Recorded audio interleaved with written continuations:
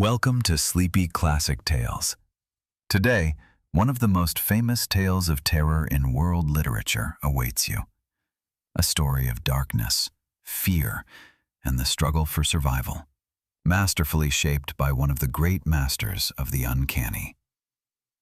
The Pit and the Pendulum by Edgar Allan Poe, published in the year 1842. We follow a man who, in the time of the Spanish Inquisition, is condemned to death and cast into a black dungeon, and we live through with him the dark hours in which he must summon all his reason and all his strength. A word beforehand. This story is of a grim and suspenseful mood, unlike our gentler episodes. If you like, make yourself comfortable, let go of the day, and come along.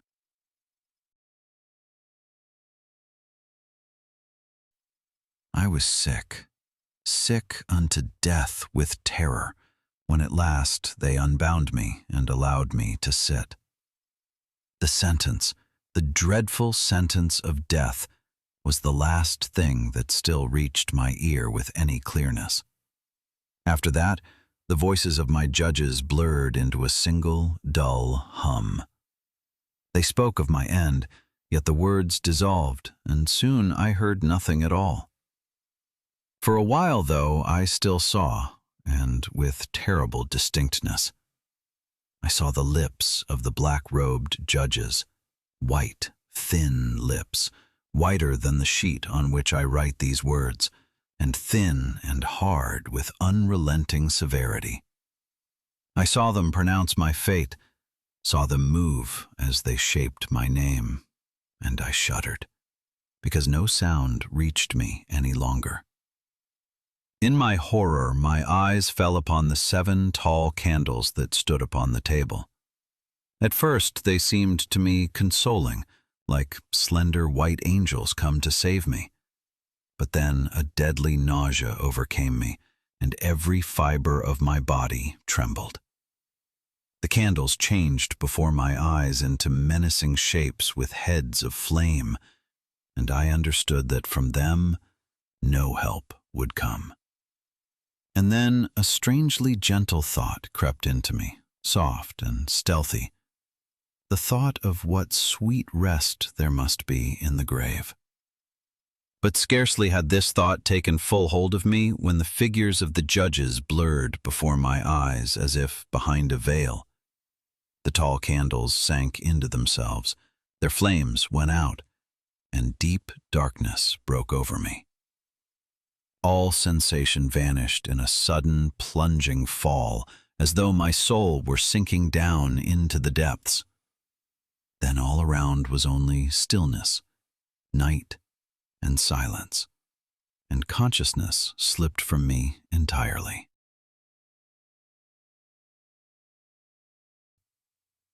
Then sensation and consciousness slowly returned to me, yet only hesitantly and in fragments. I remember a dull feeling, the heavy, confused awareness of myself that gradually pervaded me once more.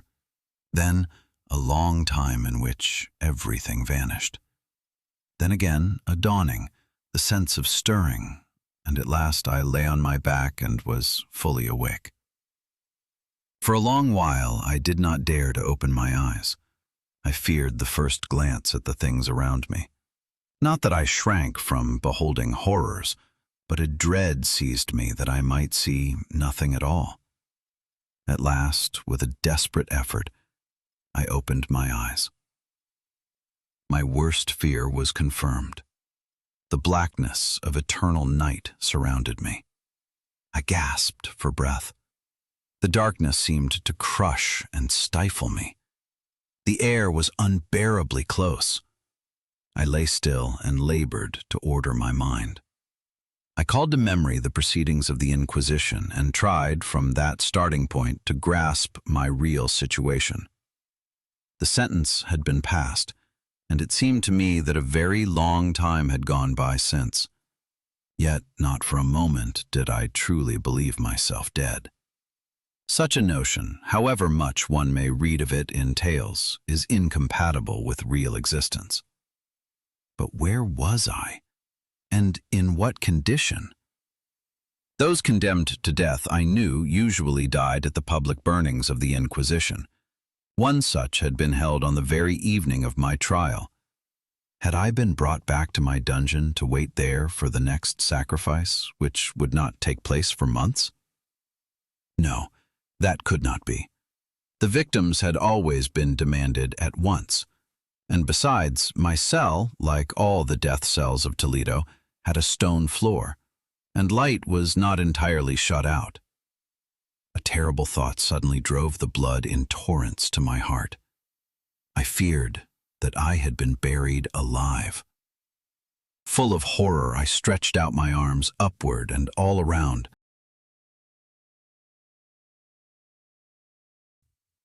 I stretched out my arms and groped about, but I felt nothing. I feared to stir from dread of striking against the walls of a tomb. Sweat broke from every pore and stood in cold beads upon my brow. At last, though, the agony of uncertainty grew unbearable, and I edged cautiously forward, my arms outstretched, my eyes almost starting from their sockets in the hope of catching some faint gleam of light. I took several steps, but still all was night and emptiness. I breathed more freely. At least it seemed that my lot was not the most dreadful of all. And as I went on, cautiously advancing, 1,000 dark rumors of the horrors of Toledo crowded into my mind. Of these dungeons strange things were told, which I had always taken for fables, and now they seemed to me too horrible to repeat aloud. Had I been left to myself in this darkness to starve, or did a still more frightful fate await me? That the end would be death, and a death of unusual bitterness, this I knew too well, for I knew the character of my judges. It was only the how and the when that wholly filled and tormented me. At last my outstretched hands struck a solid obstacle. It was a wall, seemingly built of stone, very smooth, damp, and cold. I followed it and moved forward with all the wary mistrust that certain old tales had instilled in me. Yet this procedure did not let me learn the dimensions of my dungeon, for I might make the whole round and return to the starting point without noticing it, so uniformly smooth was the wall. And so I felt for the knife I had carried in my pocket when I was led into the courtroom. But it was gone, for my clothes had been exchanged for a coarse garment of sackcloth. I had meant to thrust the blade into some crevice of the masonry so as to mark my starting point. Now, however, I helped myself another way.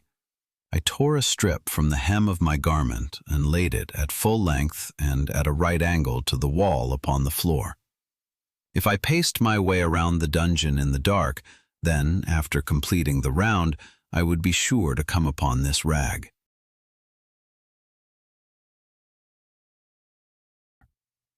Scarcely had I taken this precaution and groped my way a little along the wall when my strength failed me. The floor was damp and slippery, and I stumbled and fell. My utter exhaustion made me remain lying, and soon, as I lay, sleep came over me. When I awoke, I found beside me a loaf of bread and a jug of water. I was too exhausted to reflect upon this circumstance, and I ate and drank greedily. Soon afterward, I took up my wandering around the dungeon again, and, after some effort, reached that strip of sackcloth. Up to the point of my fall, I had counted about 52 paces, and when I resumed my way, I counted a further 48 until I came upon the rag.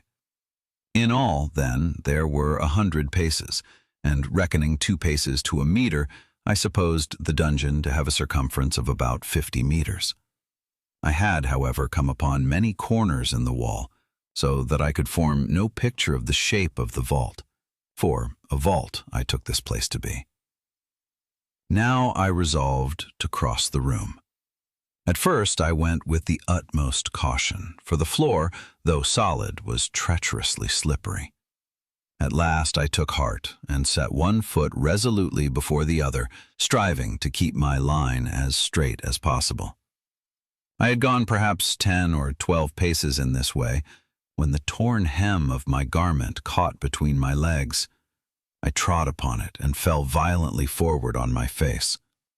In the confusion of my fall, a strange circumstance at first escaped me, which yet, a few moments later, as I still lay stretched upon the floor, compelled my closest attention. It was this.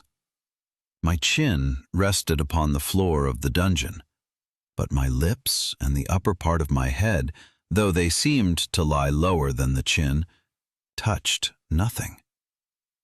At the same time, my forehead seemed bathed in a clammy vapor, and a peculiar smell, as of rotting fungus, rose into my nostrils.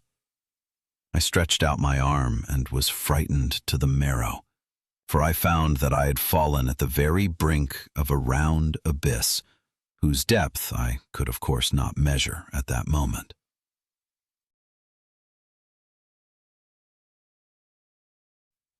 I lay trembling at the brink of the abyss, and to fathom its depth, I loosened a small fragment from the masonry and let it fall into the pit. For seconds, I listened to its fall before I heard it strike water, followed by a hollow echo.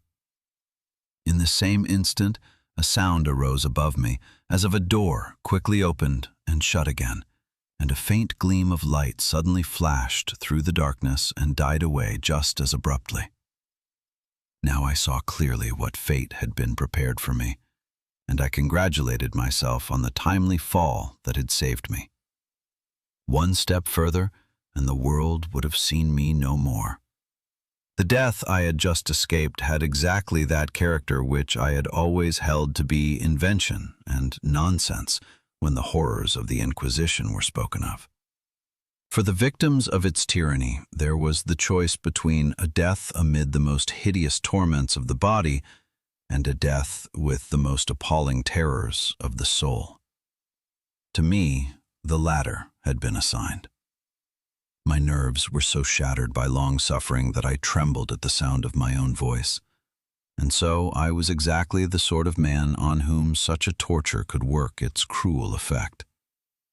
Trembling in every limb, I felt my way back to the wall, resolved to die there rather than risk the horrors of the pit, of which my imagination now fancied several scattered about the darkness of the dungeon. In another frame of mind, I might perhaps have found the courage to end all my misery with a single leap into one of these depths. But I was now the most wretched of cowards, and besides, what I had heard of these pits did not let me believe that such a fall would have meant a swift end. The unrest of my mind kept me awake many hours, yet at last I fell asleep again. When I awoke, I found, as before, bread and a jug of water beside me. A burning thirst consumed me, and I emptied the jug at a draught. The water, however, must have contained a drug, for scarcely had I drunk when my limbs sank down heavy and drowsy, and I fell into a death-like slumber. How long I slept thus, I do not know, but when I opened my eyes again, this time I could make out the things around me, for a sulphurous, uncanny glow, whose source I could not at first determine, lit the dungeon. Now at last I saw its size and shape. I had been greatly mistaken as to its extent, for the walls measured in all no more than about 25 meters. This discovery occupied me for a time beyond all measure, trifling as it was at bottom. Far more important, however, was what I now became aware of concerning my own situation. I could no longer stir, for I lay on my back at full length, bound to a kind of low wooden frame. A long strap wound about me in many coils, and only my head and my left arm remained free enough that I could, with effort, reach the food that stood in an earthen bowl beside me on the floor. To my dismay, I noticed that the jug of water had been taken away, and a burning thirst tormented me, for my tormentors had evidently seasoned the meat in the bowl sharply in order to heighten this thirst still more.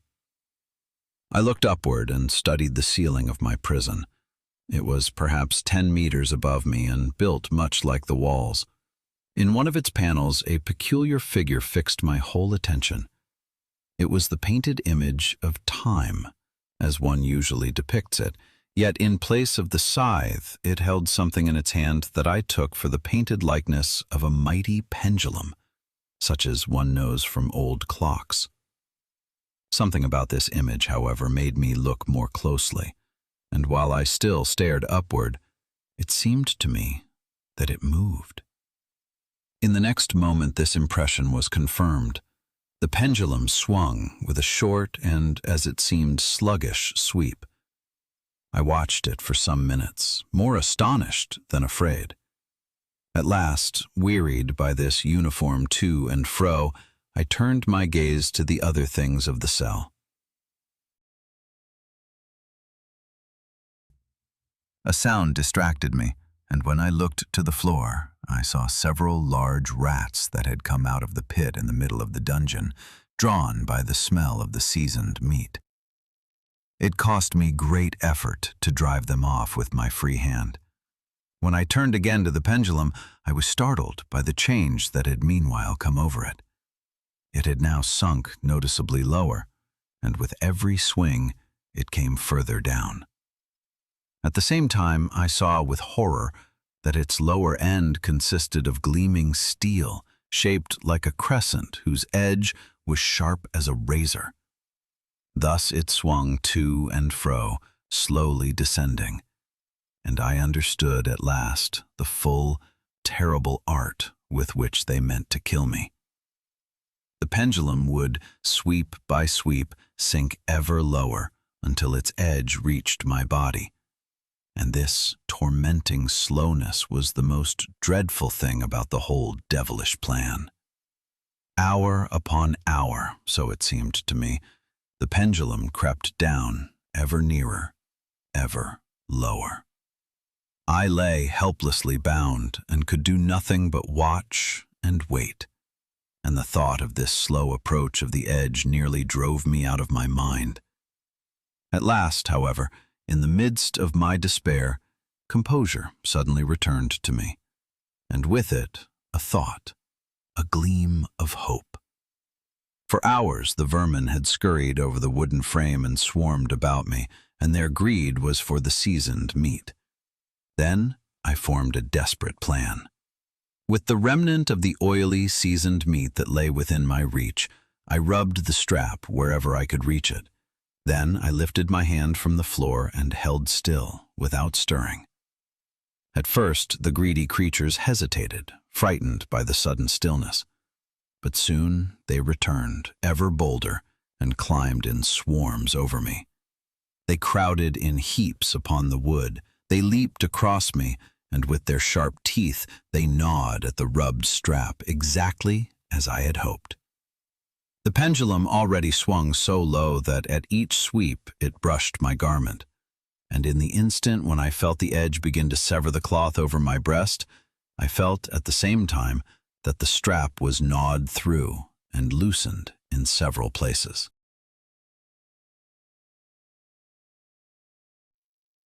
Scarcely did I feel that the strap was loosened when I slid, with a long, cautious movement, out of its coils to escape the range of the edge. For the moment, at least, I was free. Free, yet still in the clutches of the Inquisition. Scarcely had I left the wooden frame and stepped onto the stone floor when the pendulum halted in its motion, and I saw it drawn upward by some unseen force and vanish through the ceiling. This taught me, with crushing certainty, that every one of my movements was being watched. I had escaped the one manner of death only to be delivered up to the next. At this thought I looked uneasily about the dungeon, and now I noticed a change that at first I could not explain. A peculiar glow lit the room more brightly than before, and with horror I recognized whence it came. The walls themselves began to glow.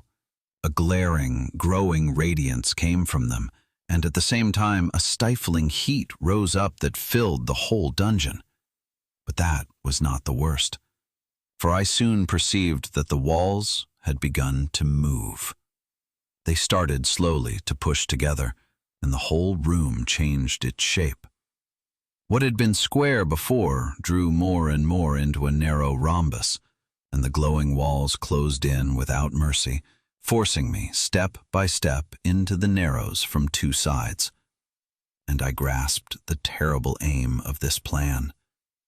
The walls meant to drive me out ever further to that one point I would most gladly have escaped, straight to the brink of the pit that yawned in the middle of the dungeon. The glowing iron at my back, I retreated, but there was no escape. The walls pressed on, and the room grew narrower and narrower, until scarcely a foot's breadth of floor remained to me. I staggered to the very brink of the abyss and pressed my eyes shut. On pushed the walls, and I felt that I could hold out no longer. One last time I struggled for composure. Then there broke from my breast a long, loud, despairing cry. I felt myself sway at the edge, felt my hold slip away. I turned my face aside. And in that uttermost moment, when I already believed myself falling, a strange clamor reached my ear. It was a sound as of many human voices, together with a loud blast of trumpets and a roaring as of 1,000 thunders. The glowing walls drew back. An outstretched hand seized my arm just as I toppled, fainting, into the abyss. It was the hand of General LaSalle. The French army had marched into Toledo. The Inquisition was in the power of its enemies, and for me, the hour of rescue had come.